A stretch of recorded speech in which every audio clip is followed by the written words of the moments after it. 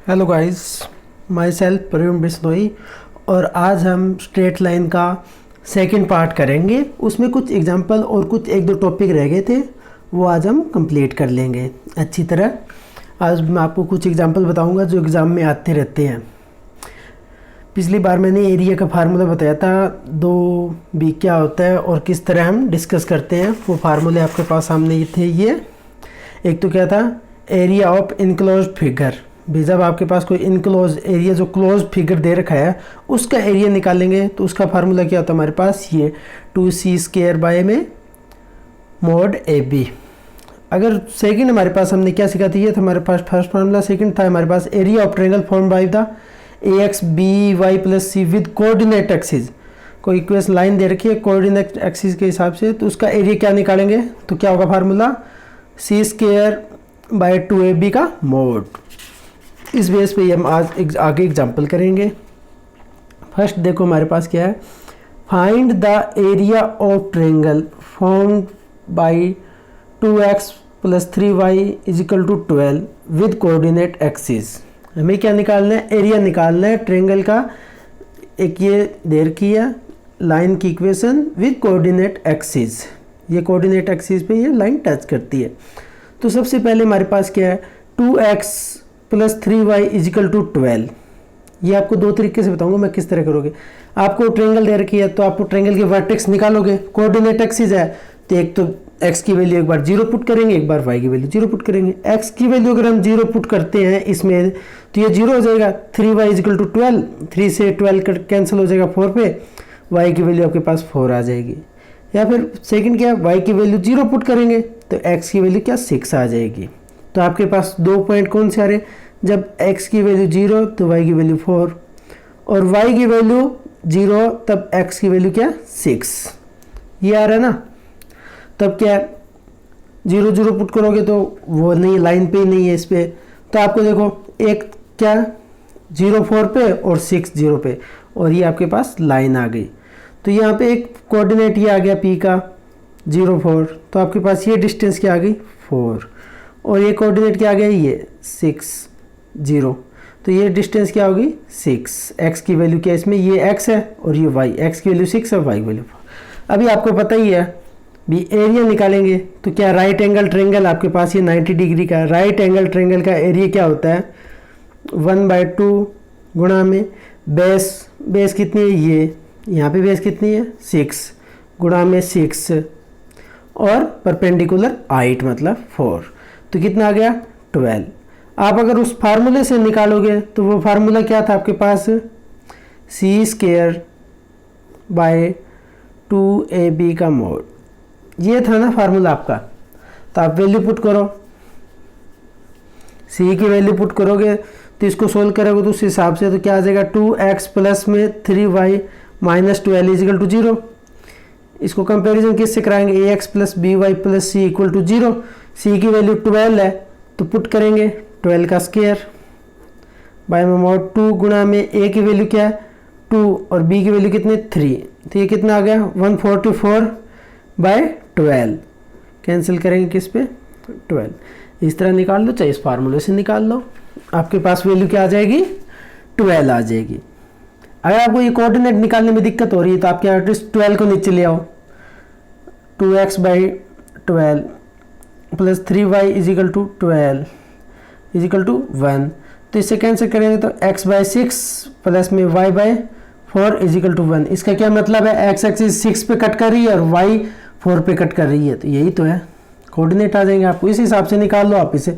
बाकी बेस्ट तरीका तो आपके पास ये फार्मूला याद करोगे ना, c² बाय में 2ab, ये सबसे बेस्ट है। अगर ये याद नहीं रहता तो आप इसमें एक बार x की वैल्यू 0 पुट करो और एक बार y की वैल्यू 0 पुट करो और आपका क्या आ जाएगा, कोऑर्डिनेट आ जाएगा। कोऑर्डिनेट आ जाएगा, आपको भी कौन सा कोऑर्डिनेट निकालना है।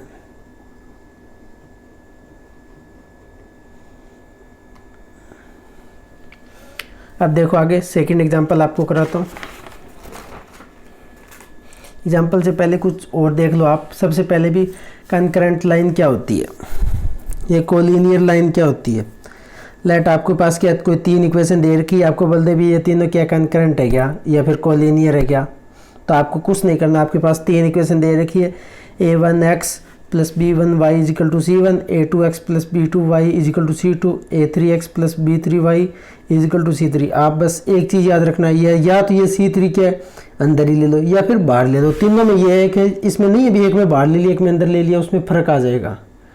या तो आप अंदर ले लो या फिर बाहर ही लेना, एक चीज़ करना। तो सबसे पहले क्या आप आपकी वैल्यू पुट करोगे, a1 b1 c1 की वैल्यू निकालो, a2 b2 c2 की वैल्यू निकाल लो, a3 b3 c3 की वैल्यू निकाल लो। अब इनको क्या डिटरमिनेंट की फॉर्म में लिख लो, a1 b1 c1 a2 b2 c3 a3 b3 c3 और इसका डिटरमिनेंट निकालो। अगर इसका डिटरमिनेंट 0 आता है तो ये लाइन क्या कंकरेंट लाइन है या फिर कोलिनियर लाइन बोल सकते हो आप इसको। अब आता है आपका मेन इंपॉर्टेंट टॉपिक, जिसमें एग्जाम स्टेट के अंदर तो हर बार आता है। 99.99% आपके पास ये फुट ऑफ परपेंडिकुलर या फिर इससे एक और टॉपिक आगे इमेज निकालने, रिफ्लेक्शन। तो foot of perpendicular on A line from A point, भी आपको क्या कोई पॉइंट दे रखा है, उसके वो क्या एक लाइन पे फुट ऑफ परपेंडिकुलर निकालना है उस लाइन का। तो आपके पास कोई पॉइंट दे रखा है क्या, पी x1 y1, और ये क्या दे रखी है आपको एक line ax plus B Y plus C is equal to 0। तो इस पॉइंट का ये क्या है, फुट ऑफ परपेंडिकुलर है। तो यहाँ पे क्या की वैल्यू निकालनी है, x2 y2 की वैल्यू आपको निकालनी है। तो सबसे पहले देखो आप स्लोप ऑफ ए बी, इसकी स्लोप क्या होगी। अब अगर हम इसको सोल्व करेंगे तो आप एक सोल्व के हिसाब से स्लोप निकाल सकते हो। y क्या हो जाएगा, minus A by B X minus C by A. तो स्लोप तो यही होती है क्या, y is equal to M X plus में c1। तो m की value minus A by B, या फिर आप coefficient minus coefficient of x by में कोफिशिएंट ऑफ y। तो स्लोप ऑफ ए बी क्या आ गई हमारे पास, माइनस ए बाई बी, ये आगे स्लोप। अगर स्लोप ऑफ ए बी है, ये क्या दोनों 90 डिग्री पर, इसकी स्लोप मैंने m1 मान ली और इसकी स्लोप m2 मान ली। तो अगर तो एक दूसरे के परपेंडिकुलर है, तो मैंने पीछे क्या बताया था, दो स्लोप के बीच का, दो लाइनों के बीच का एंगल अगर 90 डिग्री है तो उनकी स्लोप क्या होगी, परपेंडिकुलर, उनकी क्रॉस मल्टीप्लाई क्या होगी, -1। तो अभी m2 की स्लोप क्या आ जाएगी, -1 बाई m1। m1 क्या हमारे पास माइनस ए बाई बी, तो m2 क्या आ जाएगा, इनको पलटेंगे और साइन चेंज हो जाएगा, तो क्या आ जाएगा b by A. Slope of P क्या हो, क्या b बाई ए। अब हम क्या करेंगे, आपको स्लोप दे रखी है और एक पॉइंट दे रखा है, तो आप इक्वेशन निकाल सकते हो पी क्यू की, इसकी ये लाइन की इक्वेशन निकाल सकते हो ना। वो किस फॉर्मूले से, y minus y1 is equal to M X minus x1, इससे ये इक्वेशन निकाल लोगे। एक इक्वेशन आपके पास ये होगी और आपके पास ये पॉइंट आ जाएगा, इंटरसेक्शन पॉइंट आ जाएगा दोनों को। दोनों लाइन किस पे कट कर रही है, x और y की वैल्यू सोल्व कर लेंगे।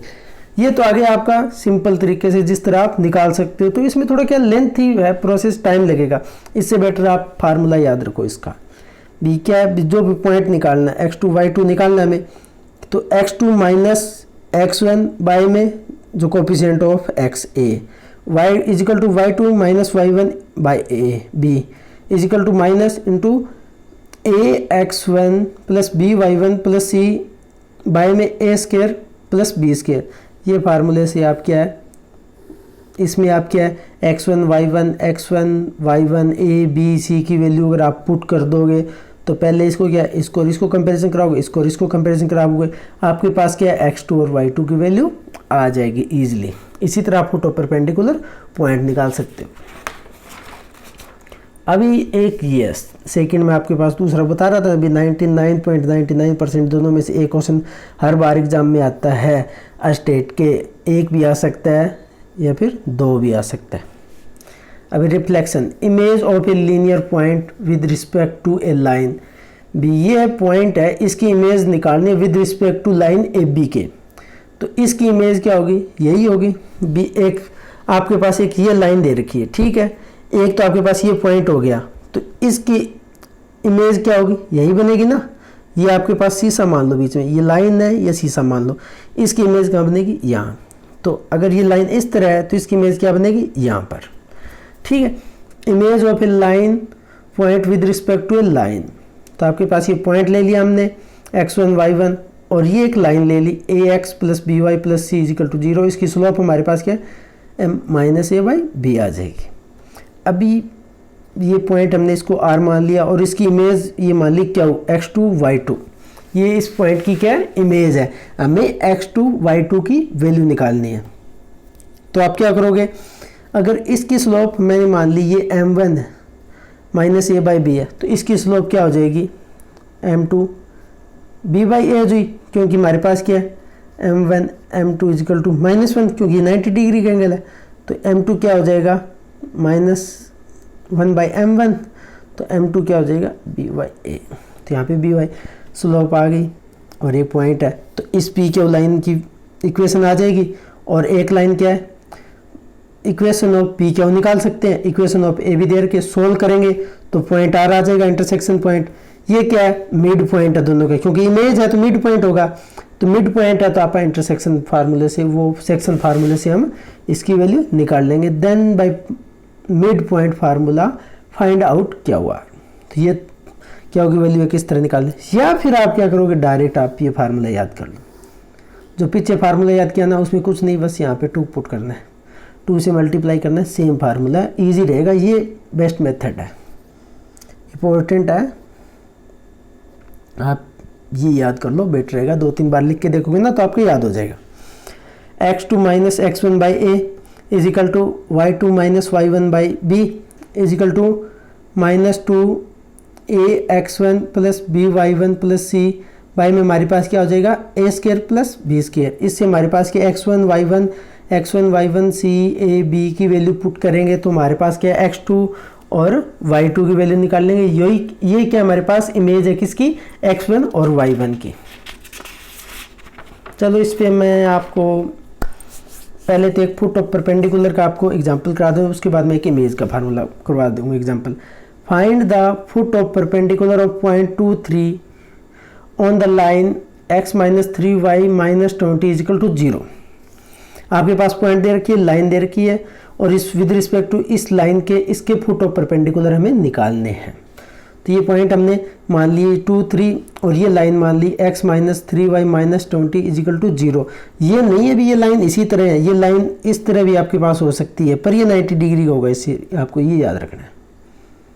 ठीक है, ये पॉइंट निकालना है 90 डिग्री, ये 90 डिग्री का ही एंगल होगा फुट ऑफ परपेंडिकुलर में। ये तो मैंने आपको वैसे ही समझाने के लिए बता दिया, भी बिल्कुल ईजी है, कोई दिक्कत नहीं। आप इस तरह ही लिख के आप निकाल सकते हो फुट ऑफ परपेंडिकुलर पॉइंट। तो x minus 3y minus 20 is equal to 0, तो इसको कंपैरिजन क्या करेंगे, ax plus by plus c is equal to 0। तो a की वैल्यू क्या आ गई 1, b की वैल्यू क्या आ गई -3 और c की वैल्यू क्या आ गई माइनस का 20। a b c की वैल्यू आ गई हमारे पास, और x1 और y1 की वैल्यू क्या 2 और 3। फार्मूला हमारे पास क्या था फुट ऑफ परपेंडिकुलर निकालने का, x माइनस x1। ये पॉइंट हमने क्या माने, वहाँ पे क्या x2 माइनस x1 माने थे, क्योंकि आप वहाँ पे पॉइंट हमने x2 y2 माने थे, यहाँ पे xy मान लिया। आप इससे अलग मानना, कुछ भी मान सकते हो आप। तो x minus x1 by A is equal to y minus y1 by B is equal to minus ax1 plus by1 plus c by A square plus B square. तो यहाँ पे क्या है x1 y1 a b और c की value आप put करोगे, तो आप देखो पुट करते हैं हम। x1 की वैल्यू क्या 2, तो x माइनस 2, a की वैल्यू क्या 1 y1 is equal to y minus 3y minus 3, और यहाँ पे a b c और x1 y1 की वैल्यू पुट करेंगे तो आपके पास ये आ जाएगा। अब क्या करेंगे, इसको और इसको कंपेरिजन कराएंगे तो हमारे पास क्या हो जाएगा x माइनस 2, और ये इसको सोल्व करेंगे तो 27/10, 2 को इस साइड लेके आएंगे तो x की वैल्यू क्या आ जाएगी 47/10। अब क्या करेंगे हम, इसको और इसको सोल्व करेंगे तो y minus 3y minus 3 is equal to 27/10। तो -3 को क्रॉस मल्टीप्लाई कराएंगे और 3 को इस साइड में लेके y is equal to minus 81/10 plus 3। इसको सोल्व करेंगे तो y की वैल्यू क्या आ गई -51/10। तो x की वैल्यू क्या आ गई 47/10 और y की वैल्यू क्या आ गई -51/10। तो एक्स वाई की वैल्यू आ गई। ये क्या है, फुट ऑफ परपेंडिकुलर है किसके, 2 और 3 के। यही तो मैं निकालना, find the foot of perpendicular of point 2 3 के। ये आ गए पॉइंट 47/10। ये पॉइंट क्या है, ये 47/10 और -51/10, ये 2 पॉइंट आ गए आपके पास। अब मैं आपको इमेज का एक निकाल दूँ, और ये क्वेश्चन एग्जाम में आई हुए वही है। फाइंड द इमेज -1 और 2 विद रिस्पेक्ट टू लाइन। ये लाइन दे रखी है, ये पॉइंट दे रखी है। इन पॉइंटों की क्या निकालनी है हमें, इमेज। तो पॉइंट हमने मान लिया ये P मान लिया, -1 और 2 जिसकी वैल्यू x1 y1 है, और ये लाइन है 3x + 2y - 5 = क्या 0, और ये इसके क्या इमेज बना ली हमने Q यहाँ पे x और y। ठीक है, अब हम निकालेंगे इसको, कंपैरिजन किससे कराएंगे, ax प्लस में by प्लस c = 0। तो यहाँ से a की वैल्यू क्या आ गई 3, b की वैल्यू क्या आ गई 2 और c की वैल्यू क्या आ गई -5, और हमारे पास इमेज या रिफ्लेक्शन ऑफ पॉइंट निकालने का क्या फार्मूला था, x - x1 by a = y - y1 by b = -2 × ax1 + by1 + c by a² + b², ये फार्मूला। अब क्या करोगे, x1 y1 और a b c की वैल्यू पुट करोगे, x1 की वैल्यू पुट करोगे तो हमारे पास क्या थी -1, तो x + 1 by 3, यहाँ पे y1 की वैल्यू पुट करो, y - 2 by 2, a और b की भी साथ पुट कर लें, इसमें पुट कर लेंगे तो आगे। अब क्या करेंगे, इसको और इसको क्या करेंगे, इक्वल करेंगे। सबसे पहले x + 1 by 3 = क्या 8 by 13। अब इसको सोल्व करेंगे तो हमारे पास क्या आ जाएगा 11 by 13 आ जाएगा। इसी तरह हम अब क्या करेंगे, इसको और इसको सोल्व करेंगे तो y - 2 by 2 = क्या 8 by 13। तो यहाँ से y की वैल्यू निकाल लेंगे 42 by 13। तो यहाँ पे क्या x की वैल्यू और y की वैल्यू, ये क्या है इमेज है किसकी -1 और 2 की। तो x y की वैल्यू क्या आ गई 11 by 13 और 42 by 13, ये इमेज है -1 by 2 और इसकी। बिल्कुल ईजी ये फार्मूले। आप क्या है फुट और परपेंडिकुलर में आपको क्या करना है, ये 2 भूल जाओ, इमेज में क्या आपको ये 2 याद रखना है। ये 2 इसलिए है क्योंकि ये कितनी थी, इससे डबल हो गई तो ये 2 आ गया, डबल नहीं है सिंगल है तो 1 लिख लो, बस याद करने का तरीका है। अब कुछ नहीं, मैं आपको डेफिनेशन है नोट 1, नोट 2, नोट 3 और नोट 4, ये डेफिनेशन करा रहा हूँ मैं आपको। और इनकी सबसे पहले नेक्स्ट वीडियो में मैं ना आपको बताऊंगा अभी ऑर्थो सेंटर क्या होता है, सेंट्रोइड क्या होता है, सर्कम सेंटर क्या होता है, इन सेंटर क्या होता है, एक्स सेंटर क्या होता है, वो आपको मैं बताऊंगा नेक्स्ट वीडियो में। बस आपको ये 4 रिजल्ट है आप याद कर लो। कई बार ना डायरेक्ट रिजल्ट पूछ लेंगे, आपको एक छोटा सा दे लेंगे, आपको रिजल्ट से आप उस क्वेश्चन को बिल्कुल ईजी तरह सोल्व कर सकते हो। नेक्स्ट वीडियो में मैं orthocentre, centroid, circumcentre, incentre की डेफिनेशन और उनके विद एग्जाम्पल मैं आपको सोल्व करवाऊंगा। इससे आपका क्या हो जाएगा, स्ट्रेट लाइन का चैप्टर कंप्लीट हो जाएगा। स्ट्रेट लाइन के चैप्टर में से आपके 2 या 3 क्वेश्चन एग्जाम में आते हैं, चाहे वो आपका अस्टेट का हो, चाहे वो केवीएस का हो, चाहे वो एनवीएस का हो, अगर चाहे डीएसएसबी का हो, DSSB। ठीक है, तो सबसे पहले देखो एक तो पॉइंट ये है, इन ए ट्रेंगल ABC, कोई हमारे पास ट्रेंगल है ABC, orthocentre, centroid, circumcentre are क्या होंगे, कोलिनियर पॉइंट। वो क्या होंगे, कोलिनियर होंगे। कोलिनियर पॉइंट, अगर वो पॉइंट कोलिनियर होंगे then centroid divide orthocentre और सर्कम सेंटर। अगर कोई पॉइंट एक ही लाइन पे तीनों पॉइंट हो, अगर इन ट्रेंगल ABC हमारे पास क्या कोई ट्रेंगल दे रखी है आपको, जैसे ये ट्रेंगल मान लिया आपके पास, ये ट्रेंगल मान ली, और सेंट्रोइड आपके पास मान ली ये, यहाँ पे क्या है ऑर्थो सेंटर है, यहाँ पे सेंट्रोइड है, यहाँ पे क्या है सर्कम सेंटर है। तो क्या है, अगर ये कोलिनियर एक ही लाइन पर है तो सेंट्रोइड क्या डिवाइड करेगा किसको, ऑर्थो सेंटर और सर्कम सेंटर को इनटू रेशो। तो ये क्या हो जाएगा आपके पास ऑर्थो सेंटर होगा और ये क्या होगा सर्कम सेंटर, और ये क्या हो गया सेंट्रोइड। ऑर्थो सेंटर और सर्कम सेंटर को ये सेंट्रोइड डिवाइड करेगा किस रेशो में, 2:1 में। ठीक है, अभी second point, in a triangle is right angle triangle. अगर आपके पास ये क्या है राइट एंगल ट्रेंगल है, राइट एंगल एट ए पे क्या आपके पास राइट एंगल, अभी ए क्या 90 डिग्री का है, A, B और C, then A is right angle, तो A क्या हमारे पास राइट एंगल 90, देन A क्या होगा, A आपके पास ये पॉइंट क्या होगा ऑर्थो सेंटर होगा। ये सिर्फ क्या है राइट एंगल ट्रायंगल के अंदर ही है, जो 90 डिग्री एंगल जिस पे बना होगा ना वो ऑर्थो सेंटर कहलाएगा। नेक्स्ट पॉइंट देखो, in right angle triangle triangle A B C, mid point of hypotenuse will be circumcentre. इसमें क्या होगा, सर्कम सेंटर क्या होगा, बी सी का mid point. Right angle triangle ये बी सी का मिड पॉइंट, ये क्या हो जाएगा, सर्कम सेंटर। ठीक है, राइट एंगल ट्रायंगल का सिर्फ एक दो पॉइंट आप याद रख लो, जिस पे 90 डिग्री का एंगल बना हुआ है वो कहलाएगा ऑर्थो सेंटर, और 90 डिग्री के एंगल के अपोजिट वाली लाइन जिसे हम बोलेंगे हाइपोटेनियस का मिड पॉइंट आपको क्या कहलाएगा, circumcentre. If triangle A B C is, अगर आपके पास ट्रायंगल क्या है, A B C equilateral triangle, A B C equilateral triangle मतलब तीनों लाइन सेम हो, इनकी क्या डिस्टेंस सेम हो, A B is equal to B C is equal to C A, ये होता है इक्विलैटरल ट्रायंगल। तो then centroid, orthocentre, circumcentre, incentre, all point are coincide भी एक ही पॉइंट होगा। इसी को हम बोलेंगे सेंट्रोइड, इसी को ही बोलेंगे ऑर्थो सेंटर, इसी को ही बोलेंगे सर्कम सेंटर, इसी को ही बोलेंगे इन सेंटर। ये 4 पॉइंट आप बिल्कुल एग्जैक्ट आपको ये याद कर लो, आप समझ के, कोई दिक्कत नहीं है, विद एग्जाम्पल आप याद कर लो इनको। एग्जाम्पल दे दूंगा मैं आपको, और आप आईडी सर मैं आपकी मैं बुक प्रेफर कर रहा हूँ प्रिपरेशन के लिए। आप ये बेटर अच्छी तरह याद कर लोगे, और मैं नेक्स्ट वीडियो में मैं इनका क्या है, orthocentre, centroid, circumcentre, incentre, excentre की डेफिनेशन और इनके कुछ एग्जांपल, इनके पॉइंट निकालते कैसे हैं ये बता दूंगा। तो आपको क्या हो जाएगा, स्ट्रेट लाइन का टॉपिक कंप्लीट हो जाएगा। इसके साथ स्ट्रेट लाइन के साथ साथ मैं आपका कोऑर्डिनेट ज्योमेट्री का भी टॉपिक आपको कंप्लीट करवा दूंगा। ठीक है, तो ये आपका स्ट्रेट लाइन का टॉपिक कंप्लीट हो गया। Thank you guys. वीडियो अगर अच्छी लगी, कोई भी वीडियो में दिक्कत है तो आप मुझे कमेंट करके बता सकते हैं। अगर अच्छी लगी हो तो लाइक एंड शेयर करें। Thank you guys.